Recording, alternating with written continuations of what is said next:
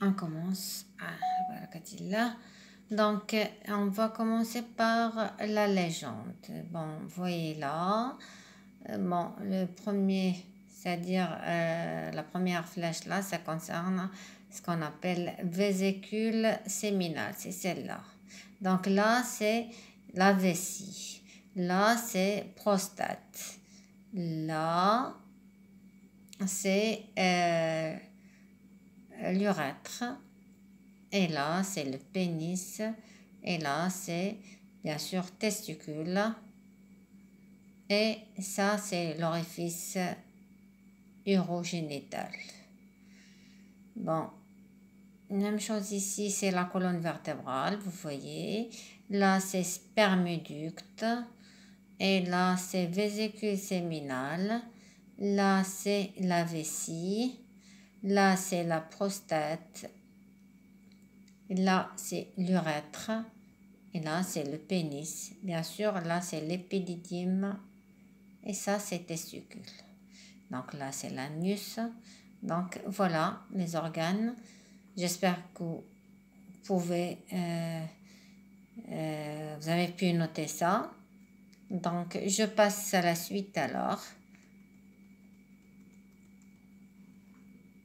En ce qui concerne, bien sûr, en ce qui concerne les expériences. Souris normale, production des gamètes, développement des organes reproducteurs. Donc, on peut dire que une souris normale produit ces gamètes et ces organes reproducteurs se développent normalement. Pas de problème.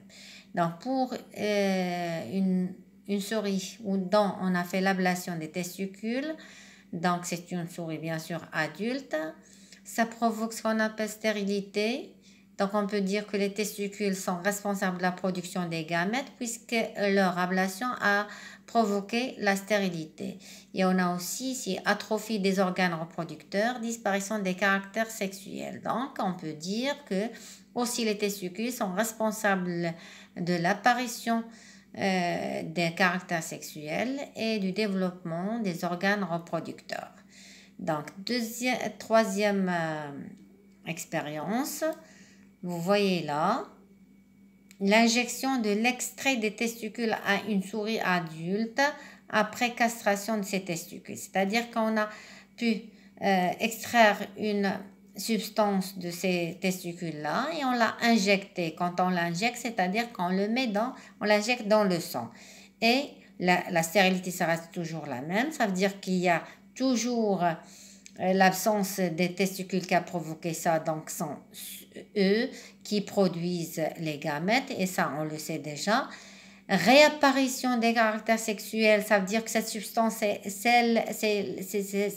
c'est cette substance-là qui est responsable de l'apparition des caractères sexuels ainsi que le retour des organes reproducteurs à leur développement. Donc, on peut déduire, bien conclure, les testicules sont responsables de la production des gamètes et aussi de production de substances responsables de l'apparition des caractères sexuels et le développement des organes reproducteurs. Et puisque ces substances, ça passe à travers le sang, ce ne sont que des hormones. Ça veut dire que bien sûr, les testicules produisent les gamètes et aussi produisent ou sécrètent des hormones qui sont responsables de l'apparition des caractères sexuels et aussi du développement des organes reproducteurs. Donc, on passe maintenant à la troisième question qui est comment expliquez-vous la stérilité malgré l'injection de l'extrait des testicules à une souris castrée? Eh bien, la stérilité est due à l'absence des gamètes mâles à cause de l'absence des testicules. Donc, déduisez le rôle des testicules. Donc, on peut déduire que les testicules ont un double rôle. Rôle de gonade, car ils produisent les gamètes, et rôle de glande, car ils sécrètent des hormones responsables de l'apparition des caractères sexuels et du développement des organes reproducteurs. Et ces hormones-là, on les appelle, bon, l'hormone sexuelle chez l'homme, ça s'appelle bien sûr le testostérone. Testostérone. Et on va passer à la suite après. Je vous laisse maintenant pour cette partie-là. Et on va passer à la suite pour savoir, pour identifier la structure des testicules. Et on revient dans quelques instants.